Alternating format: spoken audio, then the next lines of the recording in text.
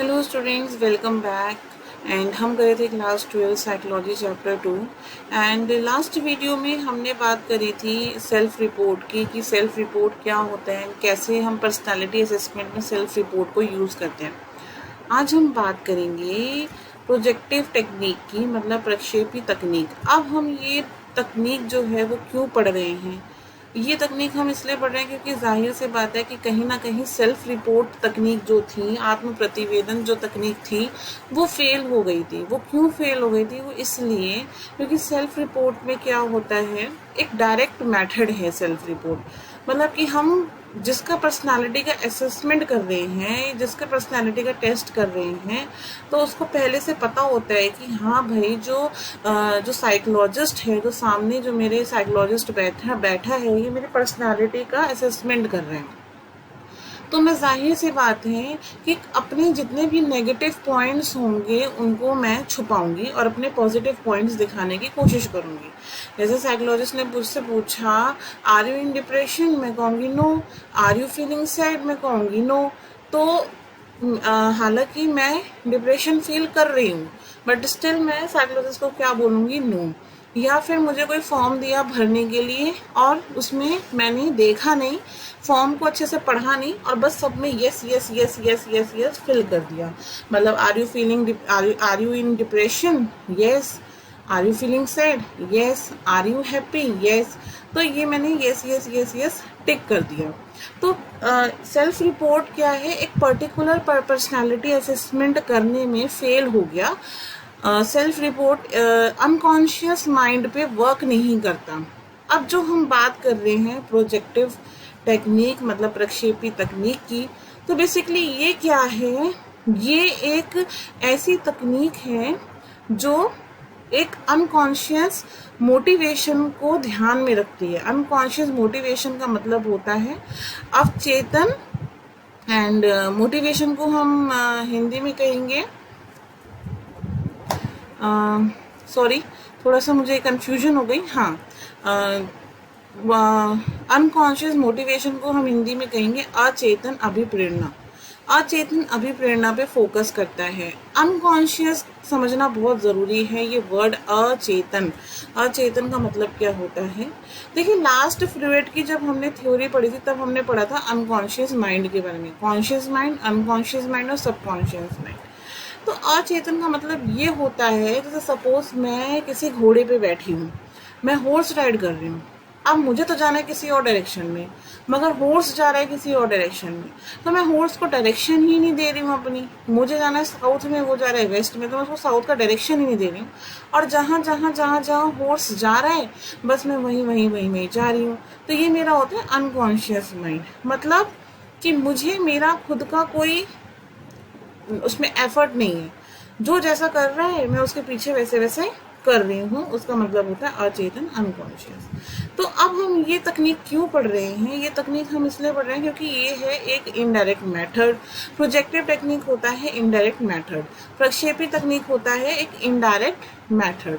मतलब कि इनडायरेक्ट कैसे, कि हम सीधे सीधे व्यक्ति से उसके बारे में कोई सूचना प्राप्त नहीं करते।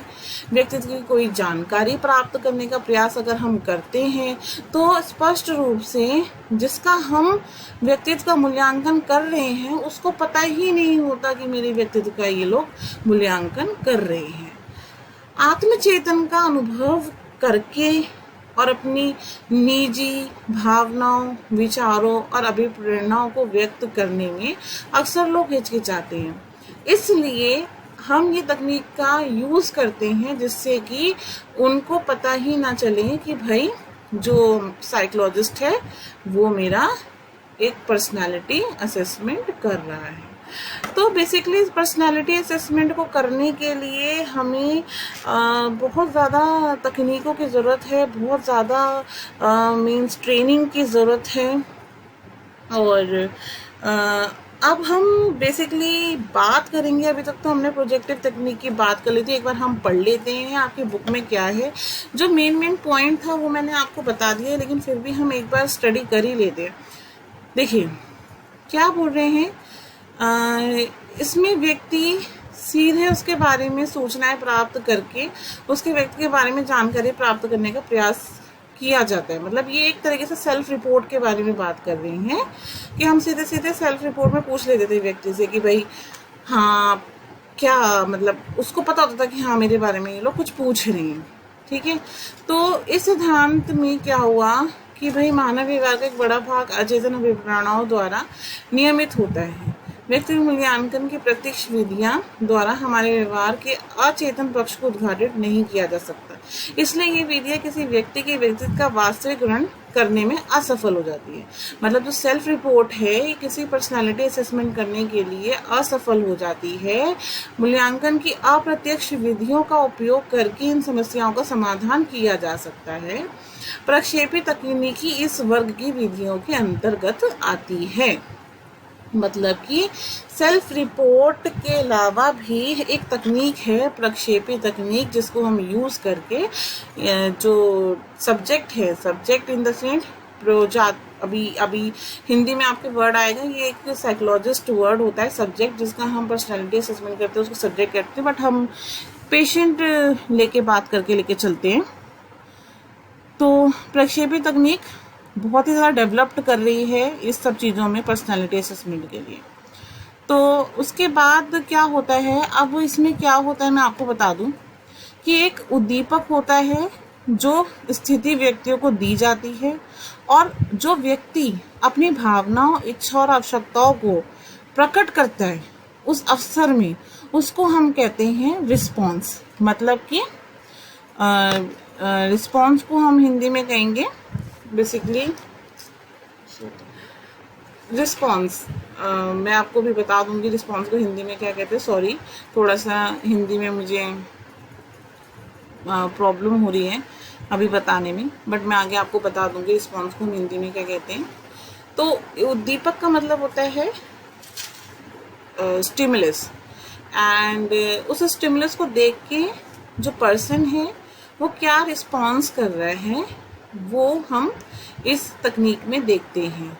अब इस उद्दीपक क्या आता है और स्टिमुलस क्या आता है ये मैं आपको बताती हूँ। रिस्पॉन्स बेसिकली होता है अनुक्रिया। रिस्पॉन्स को हम हिंदी में बोलते हैं अनुक्रिया। तो सबसे पहले हम बात करेंगे, जो हमारा सबसे पहले आएगा वो आता है रोर्शमसलिम परीक्षण। रोर्शमसलिम परीक्षण मतलब कि इंक ब्लॉट टेस्ट। इसमें क्या होता है मैं आपको बताती हूँ। इंक ब्लॉट टेस्ट में क्या होता है, इसको जो डेवलप किया था, इंक ब्लॉट टेस्ट को जो डेवलप किया था, ये डेवलप किया था हरमन रोशा ने। हरमन रोशा द्वारा इसे विकसित किया गया था। फिर बाद में जस्ट मिनट, इस परीक्षण को हरमन रोशा ने विकसित किया था। तो इसमें क्या होता है बेसिकली, इसमें 10 मसीलक्ष्म मतलब कि जिसको हम इंक ब्लॉट भी कह सकते हैं, और 5 काली और सफ़ेद रंगों की, मतलब जिसे हम ब्लैक एंड वाइट कह सकते हैं, और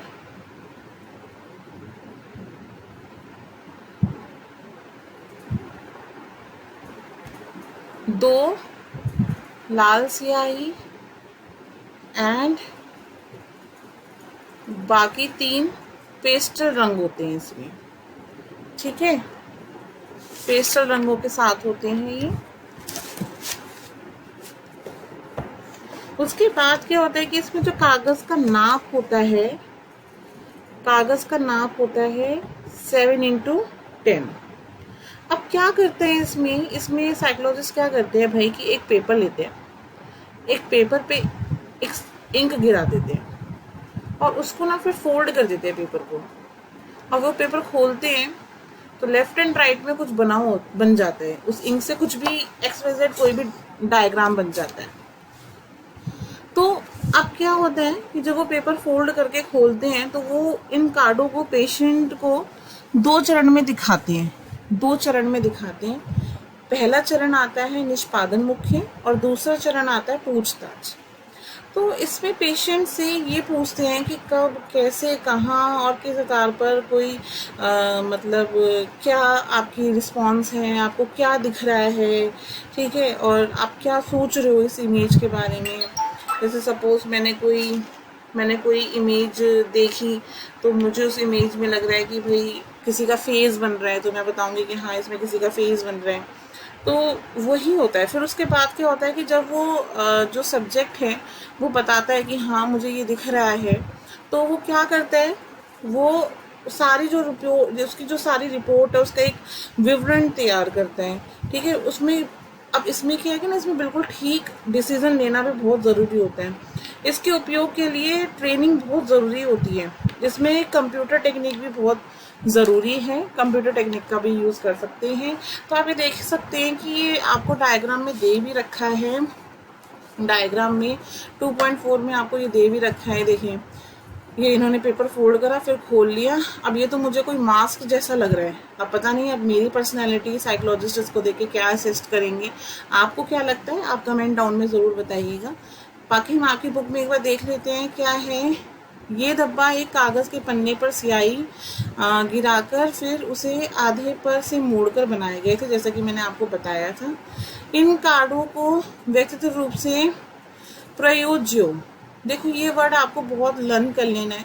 ये वर्ड आप यूज़ करोगे, प्रयोज्यो, जैसे हम इंग्लिश में कहते हैं सब्जेक्ट। जिनका पर्सनालिटी असेसमेंट हो रहा है उनको हम प्रयोज्यो कहते हैं। तो ये 2 चरण में होता है, निष्पादन मुख्य और उपयुक्त, और या फिर पूछताछ। तो आई होप आपको ये कॉन्सेप्ट समझ में आया होगा। उसके बाद अब हम चलते हैं, उसके बाद जो आता है हमारा टेट, कथानक संप्रत्यक्षण परीक्षण। अब इसमें क्या होता है, देखिए। अच्छा, एक पॉइंट जो है, जो मैं आपको बताना भूल गई।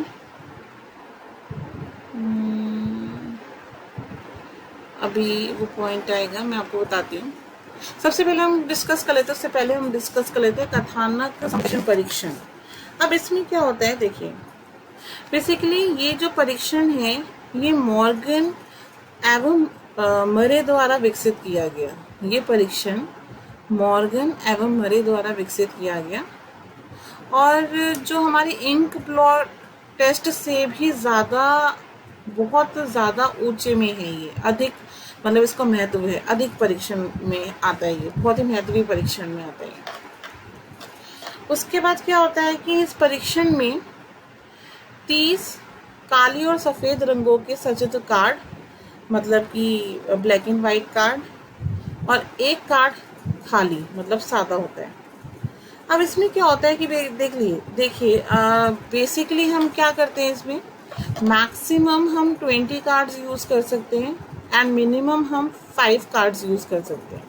मैक्सिमम 20 कार्ड्स यूज़ करते हैं तो भी हम इजीली पर्सनालिटी असेसमेंट कर सकते हैं। इसमें बच्चों के और अडल्ट्स के अलग कार्ड्स भी होते हैं, ठीक है। बालकों या बालिकाओं पर कुछ का संयुक्त रूप से उपयोग होता है, मतलब कुछ अडल्ट्स के, कुछ चिल्ड्रंस के भी होते हैं, या फिर अडल्ट एंड चिल्ड्रन के मिक्स भी कर सकते हैं। तो 20 कार्ड उपयुक्त करते हैं, तो हमें पता चल जाता है पर्सनालिटी असेसमेंट पर्सन के बारे में। अब एक कार्ड में एक या अधिक लोगों का डिफरेंट सिचुएशन में दिखाया गया है। कम संख्या में भी कार्ड का उपयुक्त सक्सेसफुल रहा है। हम मिनिमम 5 कार्ड भी यूज़ कर सकते हैं, ये भी सक्सेसफुल रहा है। कार्ड को एक एक करके पेशेंट के सामने लाया जाता है और पेशेंट को बोला जाता है कि एक स्टोरी बनाओ, मतलब कि कार्ड दिखाया जाता है और पेशेंट को बोला जाता है कि भाई जो ये आपको चित्र में दिख रहा है उसके बेसिस पे एक स्टोरी बताओ। तो स्टोरी, जब वो पेशेंट स्टोरी क्रिएट करता है तो उससे हम ये पूछते हैं किस कारण में सिचुएशन हुई, इस समय क्या हो रहा है, आगे क्या होगा, और कैरेक्टर्स में कौन क्या एक्सपीरियंस कर रहा है, मतलब कि कौन क्या सोच रहा है, क्या एक्सपीरियंस कर रहा है, हम ये सब उससे पूछते हैं। तो इस टेस्ट में रिस्पॉन्स को मार्क्स के थ्रू बताया जाता है, मतलब कि भाई जो ये रिस्पॉन्स है इसमें हम मार्क्स के थ्रू बताते हैं रिस्पॉन्स। पहले जो था, पहले मॉर्गन एंड मुरे ने इसे डेवलप किया था, मगर उसके बाद इंडिया में उमा चौधरी ने इसको डेवलप किया। उमा चौधरी द्वारा किया गया टेट का भारतीय अनुकूलन उपलब्ध है। देखिए अब टेट कार्ड का उदाहरण कहाँ दिया हुआ है, ये आपकी इमेज 2.5 यहाँ पे दिया हो गया है। टेट कार्ड के उदाहरण ये दिया हुआ है, आप देख सकते हैं इसको आराम से। उसके बाद जब हम पढ़ेंगे, उसके बाद हम पढ़ेंगे रोजेनज़्विग का चित्रगत कुंठा अध्ययन, पीएफ अध्ययन। पीएफ का मतलब क्या होता है? जस्ट पीएफ का मतलब क्या होता है? Personality frustration. पीएफ का मतलब होता है पर्सनालिटी फ्रस्ट्रेशन। अभी हम पढ़ते हैं इसको। अब इसमें क्या होता है, देखिए सबसे पहले मैं आपको ये बताऊंगी कि ये परीक्षण किसने डेवलप करी थी। रोजेनज़्विग ने ये परीक्षण डेवलप करी थी, विकसित किया था, ठीक है। और उसके बाद इंडिया में डेवलप किया था पारिक ने। हम इसमें क्या करते हैं, फ्रस्ट्रेशन के ट्रेड को जानने की कोशिश करते हैं कि भाई जो हमारे सामने प्रतियोगिता है इसका फ्रस्ट्रेशन ट्रेड कितना है, फ्रस्ट्रेशन का लेवल कितना है। हम इस बात के जांच करने का प्रयास करते हैं कि भाई ये जो पर्सन है इसके अंदर फ्रस्ट्रेशन का लेवल किस हद तक है। इसमें पेशेंट के बेसिकली क्या है, इसमें दो पिक्चर होती है। कोई कार्टून कैरेक्टर होते हैं, उसमें एक पर्सन फ्रस्ट्रेट हो रहा होता है एंड दूसरे में एक पर्सन फ्रस्ट्रेट कर रहा होता है। मतलब कि दो कार्ड्स ये रखे होते हैं, कार्टून के होते हैं, कोई पिक्चर ले लो, कुछ भी ले लो, जिसमें कि एक पर्सन क्या है वो फ्रस्ट्रेट हो रहा है और दूसरा पर्सन फ्रस्ट्रेट कर रहा है। तो उसमें हम पेशेंट से पूछते हैं कि बताओ कि जो फ्रस्ट्रेशन हो रहा है वो क्या रिस्पॉन्स, मतलब जो फ्रस्ट्रेट हो रहा है वो रिस्पॉन्स में क्या बोलेगा। जो फ्रस्ट्रेट के लेवल पे जा रहा है वो रिस्पॉन्स में अब क्या बोलेगा, इसमें हम ये पढ़ते हैं। तो आगे भी हम पढ़ लेते हैं। इसमें हम इस बात की जांच करने का प्रयास किया था कि क्या बल कुंठा उत्पन्न करने वाली वस्तु अथवा कुंठित व्यक्ति के संरक्षण अथवा समस्या के रचनात्मक समाधान पर दिया गया है। आक्रामकता की दिशा पर्यावरण के प्रति अथवा स्वयं के प्रति हो सकती है। ये भी संभव है कि स्थिति को टाल देने अथवा उसके महत्व को घटा देने के प्रयास में आक्रामकता की स्थिति समाप्त भी हो सकती है। तो आई होप आपको ये समझ में आ गया होगा। पॉइंट जो मैंने समझाया है यही पॉइंट है कि इसमें हम जो पर्सन है उसकी फ्रस्ट्रेशन लेवल टेस्ट करते हैं। और फ्रस्ट्रेशन लेवल कैसे टेस्ट करते हैं कि दो कार्ड होते हैं और एक कार्ड पे एक जो पर्सन है वो फ्रस्ट्रेट हो रहा होता है और दूसरा पर्सन फ्रस्ट्रेट कर रहा होता है। तो जो पर्सन फ्रस्ट्रेट हो रहा होता है वो क्या रिस्पॉन्स में कहेगा, हम पेशेंट से यही पूछते हैं। उसके बाद आता है हमारा वाक्य समापन परीक्षण, जिसको हम कहते हैं सेंटेंस कंप्लीशन टेस्ट। अब ये क्या होता है हम ये भी पढ़ लेते हैं। भाई इसमें वाक्य का पहला भाग क्लाइंट के सामने रखा जाता है और उसके बाद अंतिम भाग क्लाइंट को खुद कर पूरा करना होता है। जैसे for example my father is, मतलब मेरे पिता, आगे क्या है, अब आगे वो क्या फिल इन द ब्लैंक्स में फिल करेगा वो तो वही जाने। अगर वो बोलता है मेरे पिता बहुत गुस्से वाले, तो इसका मतलब हम समझ जाएंगे कि पर्सन जो है उसको कुछ अपने फादर से कुछ है, कुछ प्रॉब्लम है, ठीक है। जिस तरह पेशेंट अंतिम भाग को पूरा करेगा वही उसकी पर्सनालिटी के बारे में बताएगा कि पेशेंट कैसा है, क्या उसमें मोटिवेशन की कमी है या क्रिएटिविटी की कमी है, क्या है इसमें जो पेशेंट के अनकॉन्शियस माइंड में चल रहा है। उसको पता चलाना होता है, हमें पता लगाना होता है, वो हमें पता चल भी जाता है, हम इसको बहुत अच्छे से पता कर भी लेते हैं। तो उसके बाद फिर हम पढ़ेंगे व्यक्तांकन परीक्षण। व्यक्तांकन परीक्षण क्या होता है? व्यक्तांकन परीक्षण ये एक बहुत ही इजी परीक्षण है, बहुत ही सरल परीक्षण है। इसमें हम क्या करते हैं भाई, इसमें हम एक बहुत ही इजी टेस्ट होता है। एक कागज़ पर किसी को ड्राइंग बनाने के लिए कहा जाता है। पेशेंट को क्या करते हैं, हम पेंसिल और रबड़ दे देते हैं। जब पेशेंट ड्राइंग बना लेता है तो अगर उसने बॉय बनाया होता है तो हम उसको गर्ल का बनाने के लिए कहते हैं कि अब आप गर्ल का भी पिक्चर बनाइए। और जब उसने गर्ल बनाया होता है तो हम उसको कहते हैं कि अब आप बॉय का पिक्चर बनाइए। मतलब हम उसको अपोजिट जेंडर बनाने के लिए कहते हैं जो भी उसने बनाया होता है। अगर पेशेंट फॉर एग्जांपल पेशेंट ने ड्राइंग करी, जैसे मैं अभी ड्राइंग कर रही हूँ, मैंने एक पर्सन बनाया, ये देखिए। और पर्सन क्या है, वो जो सब्जेक्ट है जिसका टेस्ट हो रहा है उसने ना फेस फीचर्स नहीं बनाए, बस यही बना के छोड़ दिया। तो साइकोलॉजिस्ट का कहना ये है कि साइकोलॉजिस्ट ये मानते हैं कि जो ऐसे पर्सन है, ऐसे पर्सन का जो रिलेशन है वो फैमिली में अच्छा नहीं होता। या फिर मान लीजिए कोई पर्सन है, ठीक है, और वो गर्दन जो है, जो हमारा जो ये पर्सन है, हम जो ये बना रहे हैं, और वो गर्दन बहुत ही मतलब लंबी बनाता है। तो मतलब कुछ साइकोलॉजिस्ट सोचते हैं, ऐसा आपकी बुक में दे रखा है, कुछ साइकोलॉजिस्ट ऐसा सोचते हैं कि भाई ऐसे लोग क्या करते हैं, बिना सोचे समझे रिएक्ट कर देते हैं, रिएक्ट बहुत जल्दी कर देते हैं। तो इसी को ही हम कहते हैं व्यक्तांकन परीक्षण। बेसिकली क्या है कि जो भी हम परीक्षण करते हैं, इस परीक्षण को करने के लिए हमें बहुत समस्याएं भी आती हैं, लेकिन जो बहुत ही तकनीकी वाले मनोवैज्ञानिक होते हैं उनको समस्याएं नहीं आती हैं और बहुत ही इजीली वो पर्सनालिटी असेसमेंट कर लेते हैं। और बहुत ही ज़्यादा इसमें हमें ट्रेनिंग चाहिए होती है। तो उसी के साथ ही हमारा ये टॉपिक भी ख़त्म होता है। नेक्स्ट क्लास में नेक्स्ट वीडियो में हम पढ़ेंगे व्यवहार परक विश्लेषण, behavioural analysis. Thank you so much for supporting. तब तक के लिए आप लर्निंग कंटिन्यू रखिए और हमें प्लीज़ सपोर्ट करते रहिए। आप लोगों की सपोर्ट की बहुत ज़्यादा ज़रूरत है। Thank you so much.